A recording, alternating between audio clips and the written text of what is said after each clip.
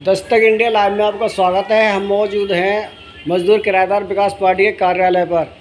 यहाँ पर मौजूद हैं पार्टी अध्यक्ष महेंद्र पासवान जी से बातें करते हैं, कुछ मालूम करते हैं, क्या अपना सुझाव देते हैं, क्या जनता से अपील करते हैं। पासवान जी, आने वाले 15 अगस्त पर आप जनता से क्या अपील करेंगे? नमस्कार, मैं महेंद्र पासवान, मजदूर किराएदार विकास पार्टी के राष्ट्रीय अध्यक्ष।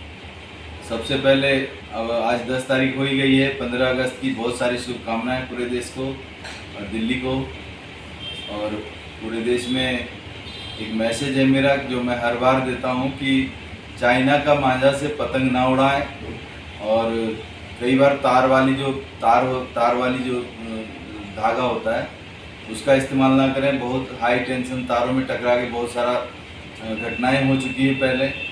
फिर पेड़ों में लटक जाती धागाएं तो मोटरसाइकिल वालों के गर्दन पे कई बार गला रेत देती है वो धागा। तो इस तरह के मांझा नहीं उड़ाएं, इसे मांझा को अवॉइड करें। वैसे भी रोक है, लेकिन बहुत से लोग चोरी छुप के उसको उड़ाते हैं उस धागे से, तो उसको इस्तेमाल ना करें। अपने जो पर्यावरण के हिसाब से जो ठीक लगे उसको करें। और बहुत बहुत शुभकामनाएं 15 अगस्त की। जैसे कि 15 अगस्त जो है अपना राष्ट्रीय त्यौहार है, इस 15 अगस्त वाले दिन खास, यानी कि 15 अगस्त को ही अपना देश आज़ाद हुआ था। तो आज़ादी जो हुई थी तो वो तो सभी कौम ने बराबर जंग लड़कर हासिल की थी, अंग्रेज़ों को मात दी और उनको भारत छोड़ना पड़ा। तो मैं जानना चाहूँगा कि हमारे देश के अंदर दंगे क्यों? देखिए, दंगे कुछ राजनीतिक पार्टियां अपने नफ़ा नुकसान के चक्कर में लोगों को उकसाते हैं, जो धीरे धीरे वो चीज़ें पनप जाती समाज में। तो इसलिए राजनीतिक पार्टियों के बहकावे में कभी ना आए कोई। नफ़रत किसी बात का नहीं है। नफ़रत अगर होता तो देश हमारा इतना आगे नहीं बढ़ता। आज देश में काफ़ी तरक्की हुई है।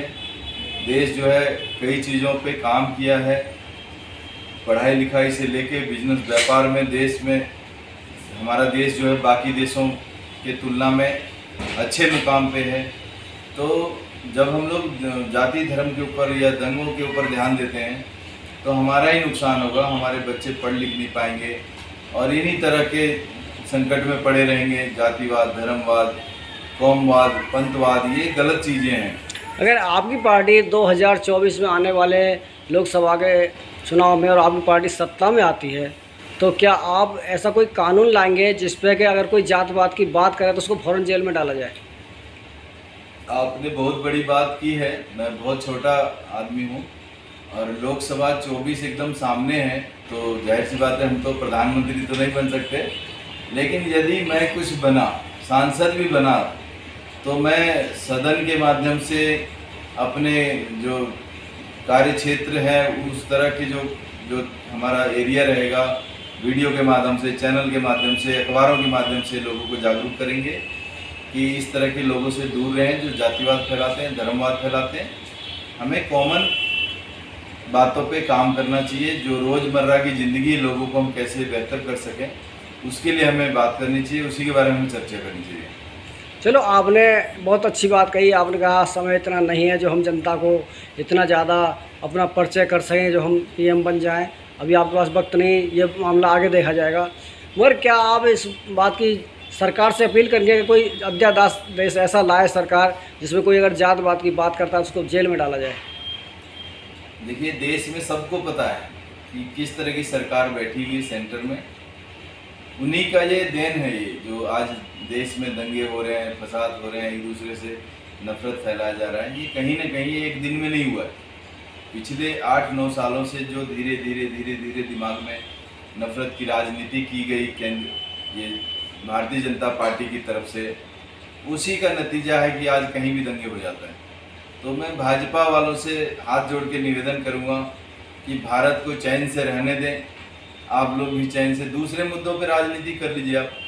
आप देश के विकास पे कर लीजिए, इंफ्रास्ट्रक्चर पे कर लीजिए, स्कूल बनवाइए, कॉलेज बनवाइए, हॉस्पिटल बनवाइए, इन चीज़ों में कंपटीशन कर लीजिए। ये जो आपस में भाई को लड़वाने वाला जो आपका जो चरित्र है वो ठीक नहीं है, उसमें चेंजिंग लाइए। बहुत सारे साथी कह रहे थे कि अभी हम एक सांसद से मिले तो कहीं भाजपा में तो नहीं चले गए। भाजपा कोई बहुत खराब चीज़ नहीं है, लेकिन विचारधारा उनका जो है वो ठीक नहीं है। वो इस तरह की विचारधारा रखती है कि आपस में ही लड़ मरे, और उनको फायदा होता है इस चीज़ से, दूसरी सरकारों को इससे नुकसान होता है। लेकिन एक भारतीय जनता पार्टी ऐसी पार्टी है जिसको लड़ाई झगड़े दंगे फसाद से ही फायदा होता है। वो इस तरह की बातें करते रहते हैं। तो मैं रिक्वेस्ट करूंगा सभी भारत के लोगों से कि उसकी तरफ ध्यान ना दें, अपने पढ़ाई लिखाई और उन्नति में ध्यान दें। 2024 में लोकसभा चुनाव के बारे में ये जानना चाहूँगा कि आपकी पार्टी चुनाव लड़ेगी, कितनी सीटों पर लड़ेगी और आपके क्या मुद्दे होंगे, क्या विचारधारा है? देखिए, आपके चैनल के माध्यम से पहला इंटरव्यू मेरा इस तरह की बात का, आप पहले इंसान हैं जो हम इस तरह की बात का जवाब दे रहे हैं। हम बहुत जल्दी, मुझे लग रहा है कि मैं अगस्त ख़त्म होते होते एक तीसरा मोर्चा बनाने की हम तैयारी में हैं, और हम इस तैयारी में लगभग 60% इसमें हम कामयाब भी हुए हैं, लोगों से बातचीत चल रही है, और तीसरा फ्रंट हमारा तैयार होने वाला है।